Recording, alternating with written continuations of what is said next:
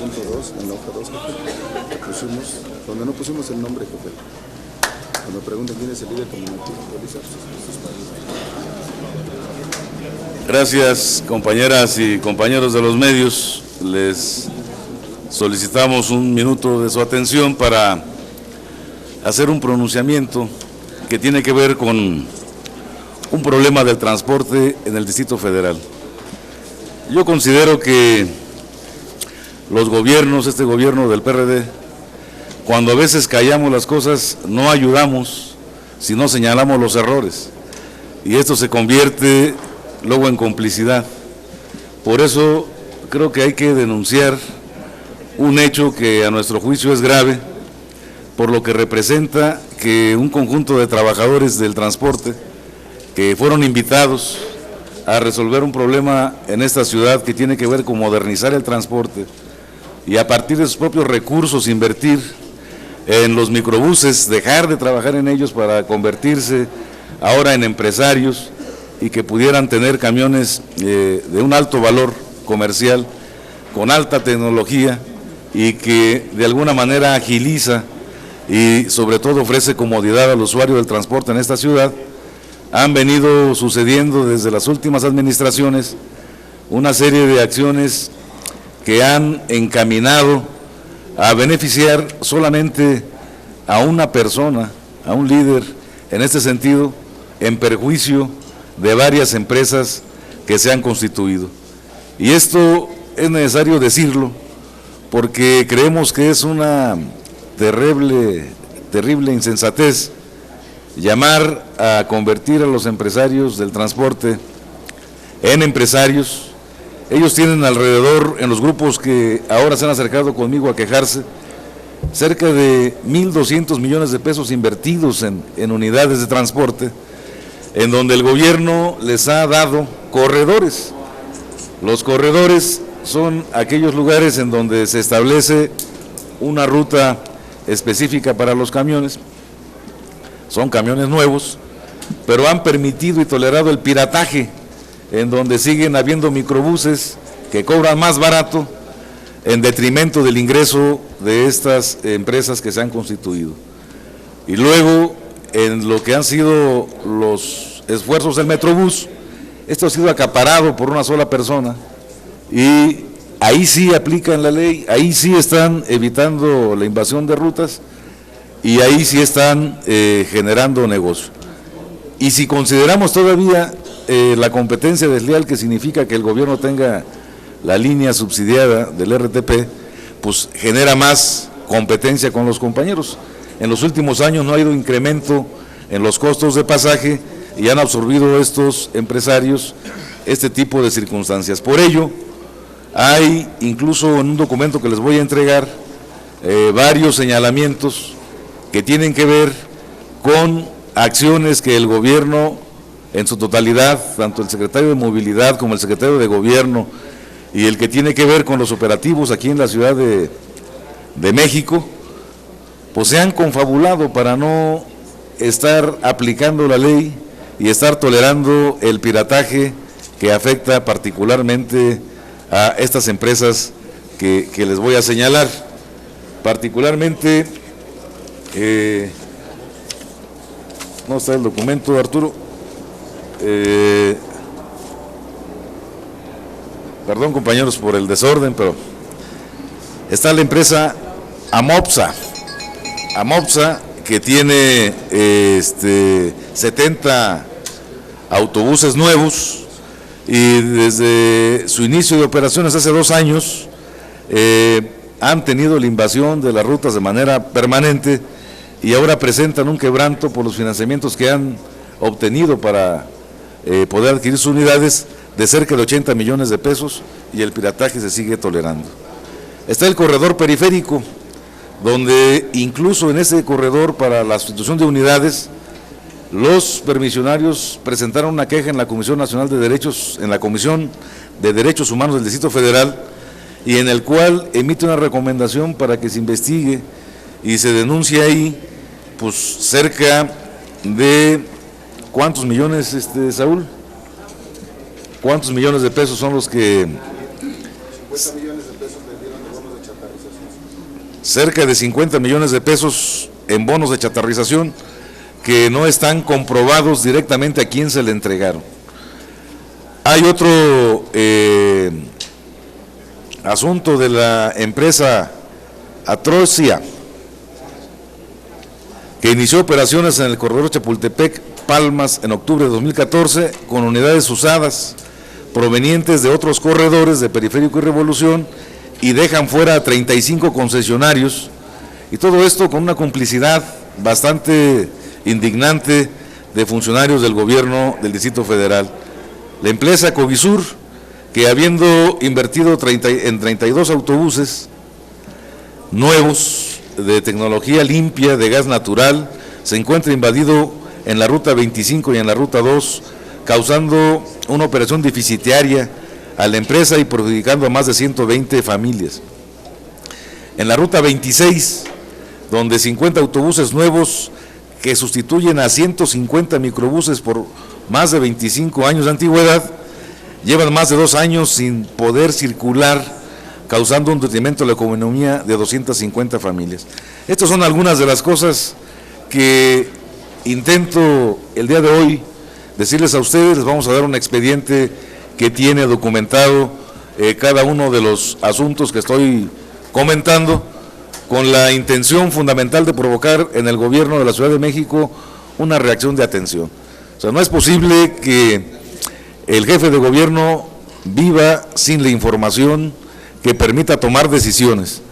Le hemos insistido al secretario de Gobierno a atender este asunto y no se ha prestado, no ha habido sensibilidad ni una actitud receptiva, porque él dice que se va a convertir en gestor de los transportistas, cuando lo que tiene que hacer es una obligación política de atención a problemas. Y esto lo estamos hoy denunciando, porque estamos pidiendo que sea el jefe de gobierno quien tome cartas en este asunto y que permita que se instalen mesas de trabajo para revisar esta problemática. En caso de no ser así, en los próximos días se tomarán acciones por los compañeros transportistas para generar acciones de protesta ahí donde están las rutas, con el consecuente problema de afectar la circulación en muchos puntos de la Ciudad de México. Entonces yo quiero, en ese sentido, agradecerles a ustedes que hayan dado su atención a esto, que nos ayuden a difundir este problema, e insisto, es sobre la base de no ocultar cosas como ayudamos a un gobierno popular como es el del DF a que haga las cosas bien. El callarnos, el omitir, el no denunciar, facilita que se vayan dando asuntos de corrupción que no ayudan a nadie y que empañan la imagen de nuestro partido. Por eso me he atrevido a hacer esta conferencia, esta denuncia puntual, y vamos a entregarles estos materiales a los compañeros de ustedes que gusten esta información. Y además, si alguien tuviese alguna pregunta, con gusto trataré de responderla. Berta Becerra del Sol de México. Senador, buenas tardes. ¿Quién es el líder? ¿Quién es el líder que detenta esta, y usted nos acaba de decir aquí, dice, hay un líder que es el que está trabajando en perjuicio de varias empresas? ¿Quién es? ¿Cuántas son las familias que están involucradas en esto y cómo afecta al usuario? Porque pues todavía, digo, hay unidades nuevas, pero el transporte pues es un caos en la Ciudad de México. Claro, miren, el señor que ha crecido a la sombra de los gobiernos pasados, particularmente de Andrés Manuel y de Mancera, es Jesús Padilla. Este señor es el que tiene concentrado y monopolizado el transporte en la Ciudad de México. Yo creo que aquí incluso hasta cabría que nos amparáramos en el 28 de la Constitución para combatir un monopolio en los términos que se está presentando, porque está afectando a demasiadas familias en el transporte. Aquí estoy hablando de cerca de 7 empresas, pero 7 empresas que tienen presencia desde el lado de allá, Observatorio, Tacubaya, el corredor ese de Periférico, Xochimilco, de la parte de Indios Verdes, los que vienen al centro.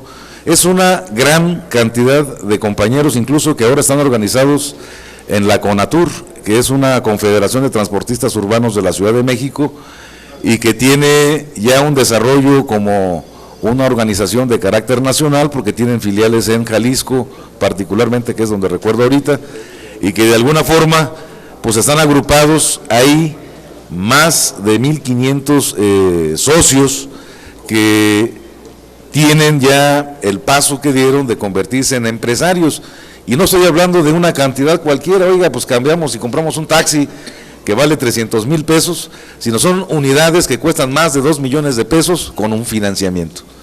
Y estas unidades pues le dan empleo cuando menos a 4 o 5 personas, porque hay choferes capacitados a los que se les paga la capacitación, se pagan los puntos de control, tienen cámaras de vigilancia, tienen alarmas de pánico, tienen sistemas anticontaminantes, de tal manera que esto que se ha invertido ahí es, de nuestro punto de vista, un agravio del gobierno del Distrito Federal el que no considere el tamaño de esta inversión.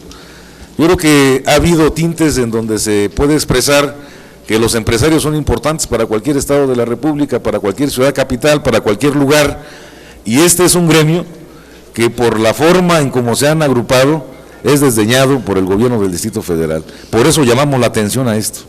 ¿Esto significa que el gobierno del DF está protegiendo a este pulpo camionero? En la práctica así se interpreta. Si no ha querido hacer operativos y protegen. Hay un funcionario ahí del gobierno del DF que se llama Carlos Meneses, que cuando ordenan los operativos, él es el que se pone a avisarles a los piratas que va a haber un operativo y entonces no detienen a nadie. Los operativos se han ordenado que sean permanentes en algunas rutas y solamente duran 2 horas. Entonces, esto habla de que hay ahí algún intento de corrupción o una descarada protección política de funcionarios del gobierno del Distrito Federal, y sobre todo que esto sí me atrevo a denunciarlo porque es un funcionario que trabaja en la Secretaría de Gobierno. Entonces no puede ser que un funcionario de ese nivel se esté prestando a esto. Gracias. Gerardo Segura, de TV Azteca. Senador, preguntarle, ¿qué hacer para acabar con estas mafias? Para acabar con este oscurantismo que ya pues no es de ahora, es de años, ¿no? Entonces hay un transporte inseguro, contaminante, o sea, realmente nefasto para la ciudad, para esta ciudad. Y por otro lado, estaría acusando directamente al jefe de gobierno, porque ni modo que no sepa, ¿no?, quién está moviendo los hilos, a quién le reporta. Bueno, entonces, ¿cómo hacer para acabar con esta situación? Y también se ha acusado al ex jefe de gobierno de controlar pues grupos de taxistas para su beneficio personal. ¿Tenía conocimiento de eso? ¿Y cómo acabar con estas mafias? Bueno, mire, eso de los taxis no lo conozco porque no me he metido al tema. Hemos estado viendo aquí solamente puro transporte de ruta en autobuses, aunque los compañeros de Conatur sí tienen taxistas incluidos en su gremio, que son una gran cantidad de compañeros que están afiliados aquí en la Ciudad de México, pero no he tenido quejas hasta ahorita en ese asunto, más que en el asunto que ahora por internet se están dando de alta un nuevo pirataje tolerado por las autoridades, que es el de los taxis que se piden por celular, que no me recuerdo ahorita el nombre de... Bueno, ustedes ya saben cómo se llama, y que de alguna forma es una forma de afectar también ahí. Hay una omisión, yo creo que tendrían que darse de alta, tendría que haber mecanismos para que las personas que quieren dedicarse al transporte público de manera segura, pues tengan un padrón, porque ahí se puede prestar también a otro tipo de cosas. Y en el caso de las omisiones, yo digo que el jefe de gobierno está mal informado. Yo digo que el jefe de gobierno no le dan la información como debe de ser.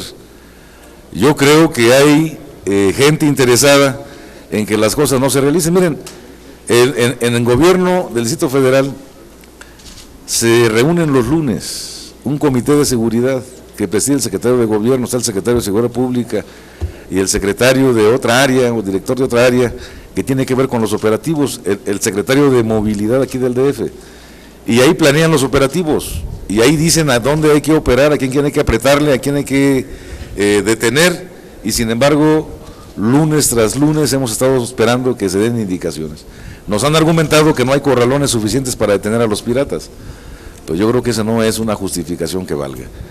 Y yo creo que particularmente el esfuerzo que se ha hecho por modernizar el transporte en la Ciudad de México tiene que ver con los reglamentos de la ley de movilidad que están pendientes también ahí. Porque tú decías, ¿cómo le hacemos para abordar y resolver esto? Pues hay una ley ahí atorada que le falta su reglamento para poderse aplicar. Pero ahorita, en un acto incluso que yo considero una aberración, el gobierno de la Ciudad de México dice, bueno, vamos a ordenar el transporte. Convoca a los microbuseros a que inviertan y dejen de tener microbuses que son muy inseguros y arriesgan la vida de los ciudadanos por un transporte más grande y que dé comodidad. Perfecto, se organizan, invierten, creen en el llamado y el propio gobierno no les limpia las rutas de piratas. Entonces, ¿cómo es posible que es casi como el ejemplo que podíamos pensar que cuando metieron a los ambulantes en locales aquí en la Ciudad de México, los convirtieron en comerciantes establecidos? Y no les van a permitir que afuera haya ambulantes también, digo, porque entonces esa sería una aberración. Bueno, eso es lo que nos están haciendo en el transporte. Y ese es lo que estamos llamando nosotros del gobierno del DF a que resuelva el jefe de gobierno.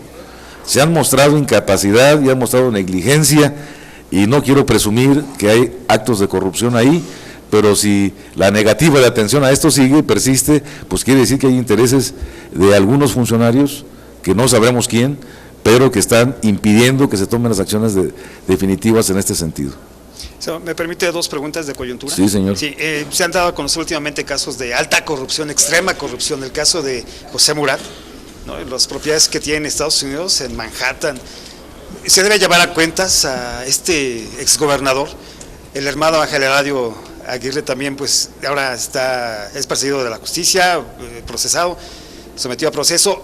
El gobernador también es hora, el exgobernador es hora que también se someta a cuentas, que se ha llamado por la justicia, porque es increíble que se triangularon fondos, incluso de estatales, y pues el exgobernador pues, simplemente esté gozando de libertad.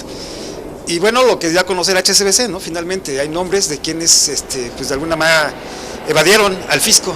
¿Qué se debe hacer en esos casos? Es momento de que ya la ley también pues tome acciones decididas en estos casos concretamente, senador. Sí, mire, nuestro país, su principal cáncer es la corrupción. Hemos intentado por diferentes medios presentar iniciativas que combatan este problema.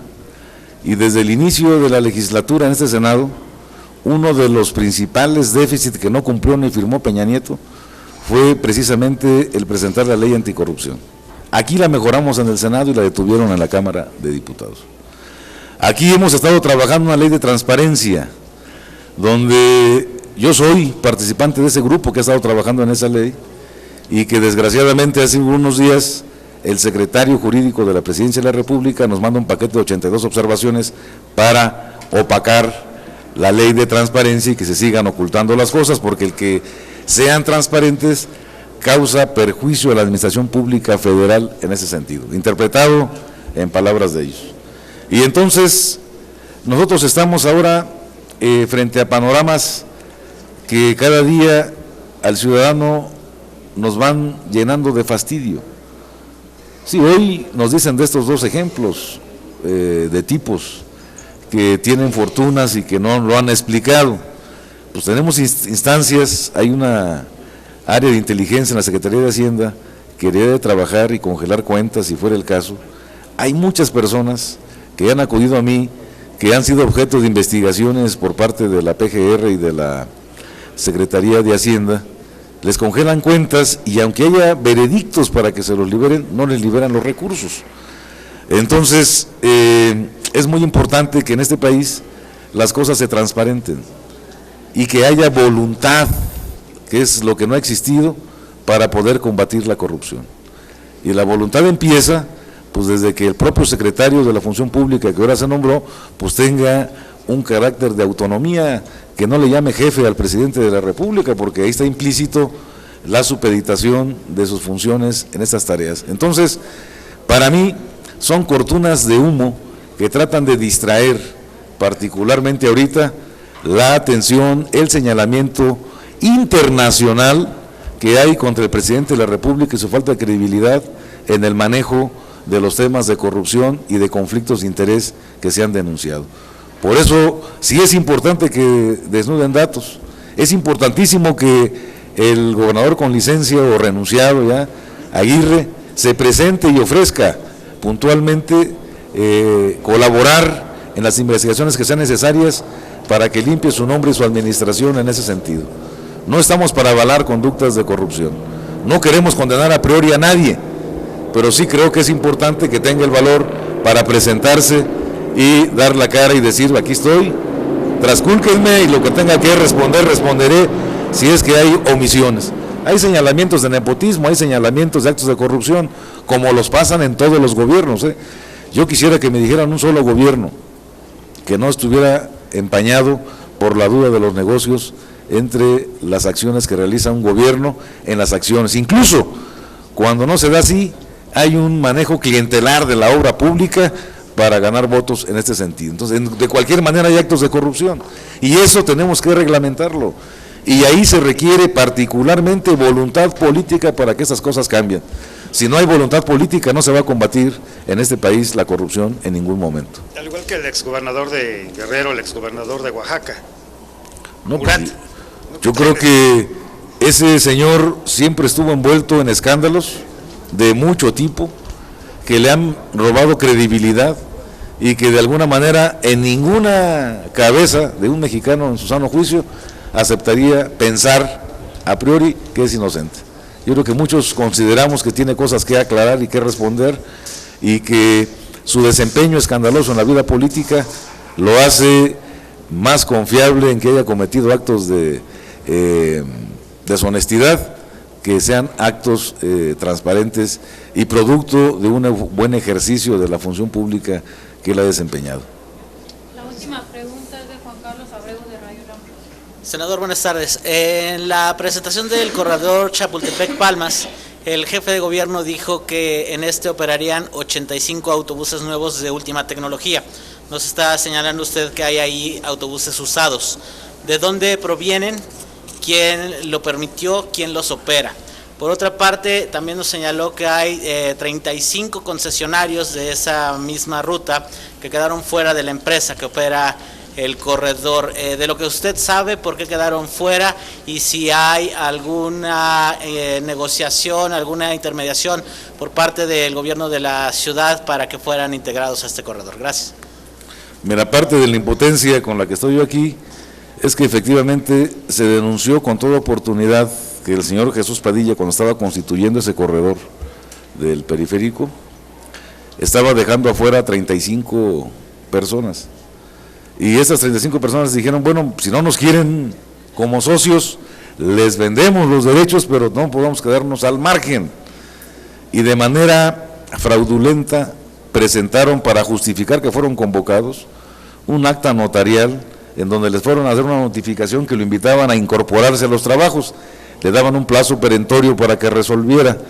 Y como no resolvió el notificado, con el acuse del notario se está estableciendo que hay una notificación previa y que fue renuente el concesionario a integrarse a la ruta. Y hemos demostrado con oficios que hay de solicitudes de mesas de trabajo con los representantes de esa ruta para poder llegar a una negociación. Y los oficios nunca han sido contestados y hay manera de constatar las fechas en más de un año que se estuvieron solicitando estas mesas de trabajo, a nombre de esos 35 personas que sabíamos que desde un principio los iban a dejar fuera. Y las unidades viejas, pues me tocó verlas.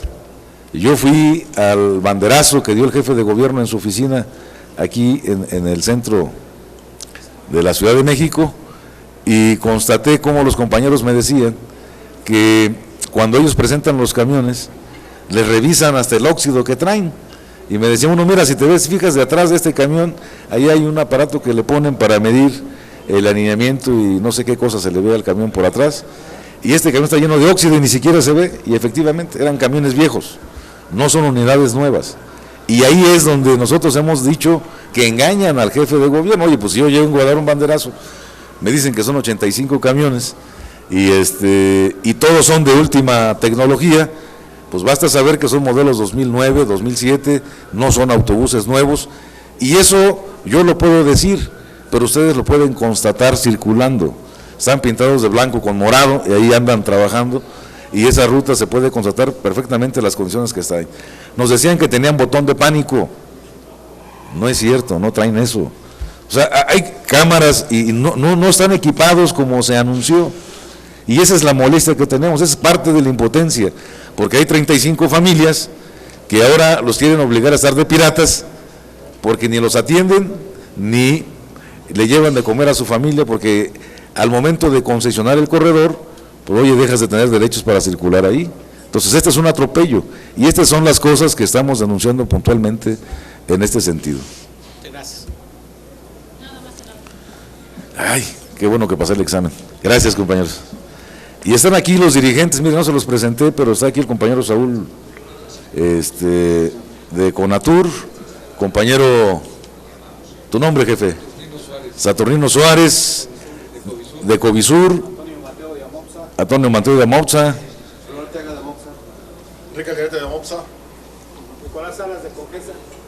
y acá hay Arturo Morales de otra ruta también que está ahí afectada, 2 años parada.